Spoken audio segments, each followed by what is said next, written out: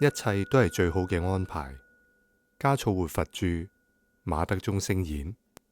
第96篇，機會需要自己留給自己。機會對每個人都係公平嘅，佢出現嘅時候，並非以花枝招展嘅形象示人，而係默默地、唔起眼地。通常睇起上嚟耀眼嘅機會，好多時候都只係空殼，又或者係陷阱。真正嘅機會起初都係不經意同埋渺小嘅，只有經過主動、睿智嘅捕捉同埋積極持續嘅努力，佢先會變得格外璀璨。機會從來都係留俾有準備嘅你。機會係漆黑夜空嘅一道閃光，如果佢嚟到啦，我哋啱啱又睜住眼睛喺黑夜中守候，咁就可以借住閃電嘅亮光睇清楚四周嘅環境，睇清楚遠方嘅路。如果閃電亮起嘅時候，我哋喺沉睡之中，咁樣對於我哋而言，就等於咩都冇發生過，黑夜依舊係黑夜。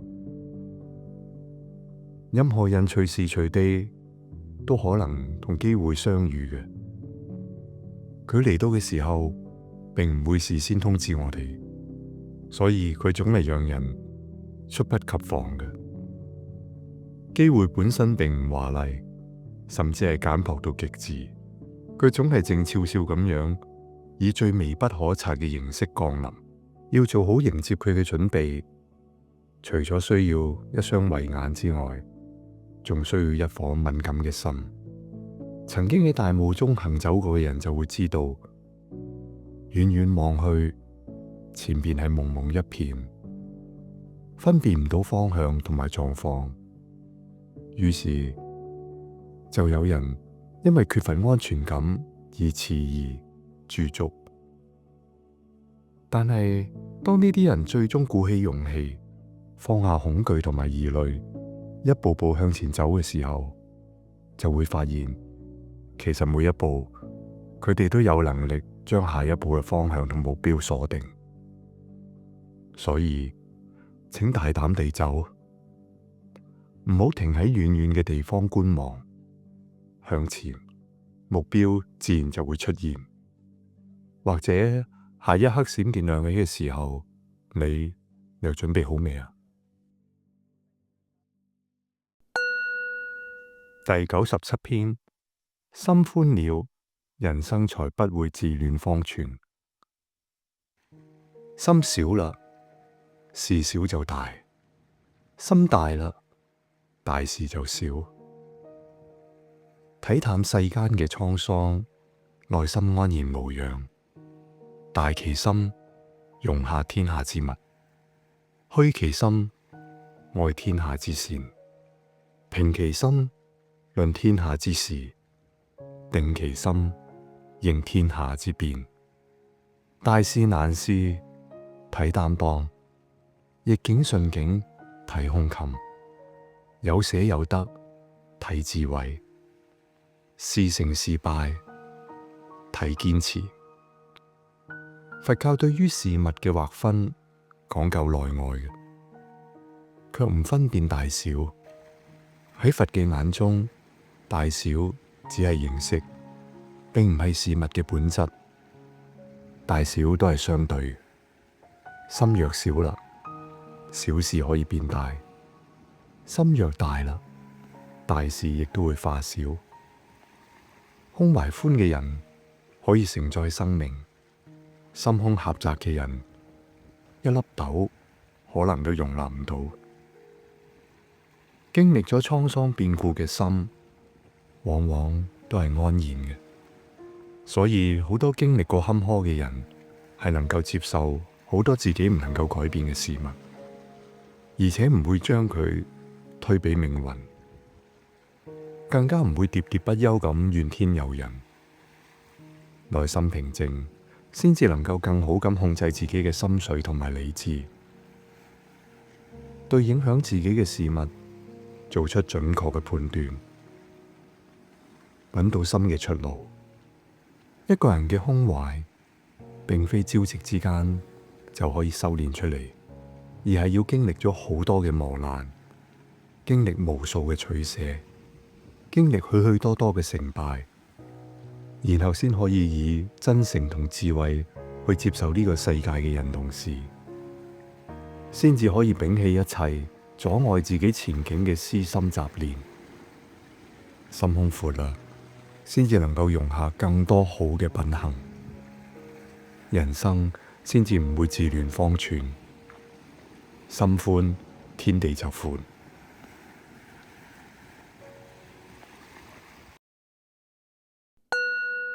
第98篇，心態決定你是騎師還是坐騎。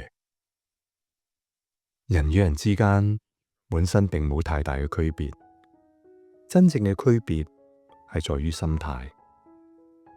一係你就駕馭生命，一係就生命駕馭你。心態決定咗邊個係騎師。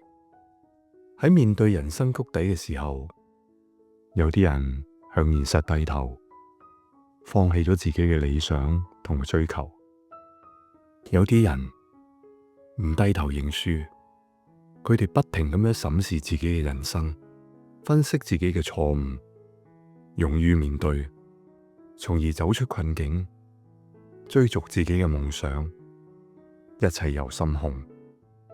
兩個飢渴難耐嘅女人喺沙漠入邊得到一杯水，悲觀者就慨嘆：哎呀，淨係得一杯水咋，咁點搞啊？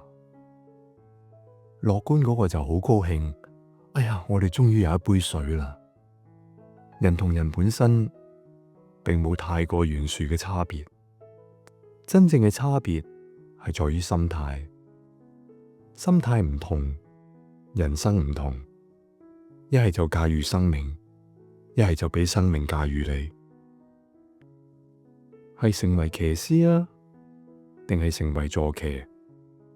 我哋嘅心係可以話事。物隨心轉，境由心造。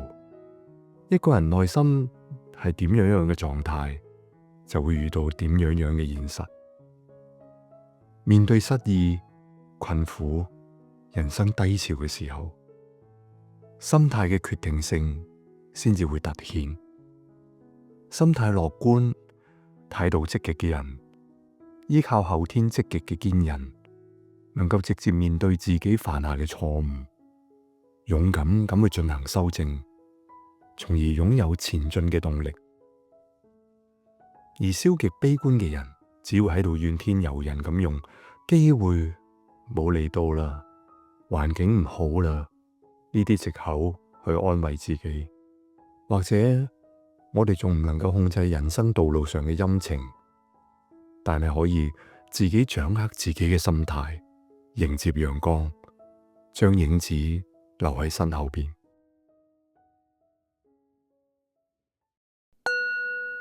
第99篇，困難越大，你所存在的意義就越大。生命中嘅歷練，讓我哋理解咗責任，理解咗呢個社會能夠俾我哋所有嘅尊重。喺艱難入邊，懂得承受，懂得堅定，慢慢咁樣豐滿我哋自己。人生係冇永遠嘅悲傷，亦都冇永遠嘅歡心嘅。能夠使我哋堅強嘅，往往唔係順境，而係逆境。讓我哋醒悟嘅，往往唔係開心，而係傷心。學會忍受，懂得艱辛，喺曲折中前行。命運總係喺不經意之間同我哋開玩笑，甚至喺好多睇起上嚟重要嘅時刻設置障礙。呢個並冇咩好奇怪啊，因為人生之旅本來就係風雨兼程嘅，成功與失敗並存，苦難與希冀同在。喺生活入邊，艱難嘅逆境喺絕大多數情況之下，其實只係對我哋嘅歷練。擁有能夠承受嘅肩膊，就能夠收穫心嘅堅定。呢個係一個逐步豐滿我哋自己嘅過程。生活中嘅艱辛會讓脆弱嘅人猝不及防，遍體鱗傷。但係呢啲何嘗唔係一種磨練呢？人喺某啲時候係冇做過蠢事，但係佢就唔會做一啲聰明嘅事。逆境中醒悟，會讓生命更加通透。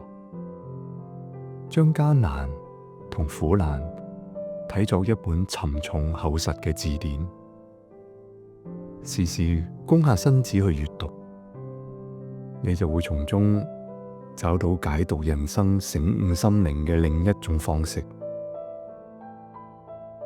幾年前遇到過一個信徒，當初躊躇滿志、野心勃勃，本以為會功成名就，結果卻係一敗塗地。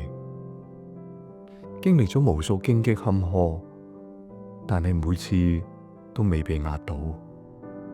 而家對佢嚟講，最大嘅收穫並唔係事業嘅成功，而係呢啲年嚟內心不斷積起嚟嘅力量。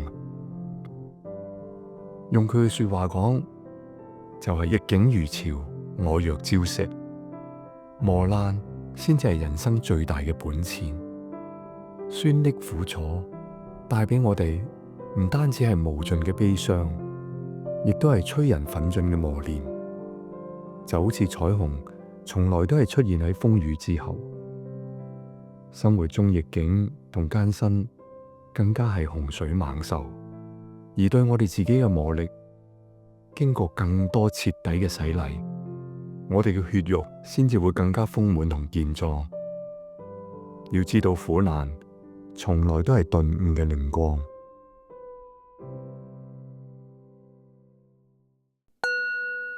第100篇，放下包袱，方能坦蕩。每一個人都有被他人所牽累，自己負累嘅時候，只不過有啲人會及時調整，但係有啲人就深陷其中。喺呢個充滿壓力嘅社會入邊，生活有太多嘅難題同埋煩惱，要活得一啲都唔攰，亦都唔可能。身體攰唔可怕，怕嘅係心累。凡事唔好鑽牛角尖，讓自己背負沉重思想嘅包袱，亦都唔好想得太過多。呢個係會令到我哋活得更加累。人若無心，心自無事；人若無求，人自平安。為善不執，老死不懼，是為清淨心。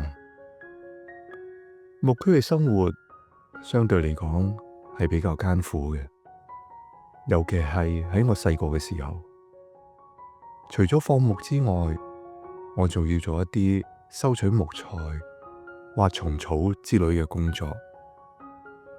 媽媽總係話，身體攰啦，只係一種感覺，只要心唔好攰，就唔係真正嘅攰啦。係啦，身體嘅疲累，瞓一覺就過去啦。第二日依舊會生機煥發，但係心一累啦，就會係一個唔容易消解嘅負擔，或者被其他人所累，或者係被自己所累。生活總係有太多嘅難題同煩惱，好多人往往深陷其中而不自知。所謂累，其實只係一種感覺，係我哋認為背負嘅嘢太多而感覺到疲累。佛話清靜如水，清淨心就係平常心。身體上面嘅累並唔可怕，將佢當作一年四季入邊總會出現嘅嚴寒或者係酷熱，當作係一種自然，當作最平常不過嘅事情，就唔會鑽入牛角尖入邊出唔到嚟。心中清靜，凡事保持平常之心，成功啦，亦都無需沾沾自喜。呢個只不過係人生路上嘅一個小小驛站。失敗啦，亦都唔好心灰沮喪，因為仲可以改變方向，從頭再嚟。生活唔係演戲，唔需要太多嘅裝扮，放下包袱，輕輕鬆鬆，生活自然坦坦蕩蕩。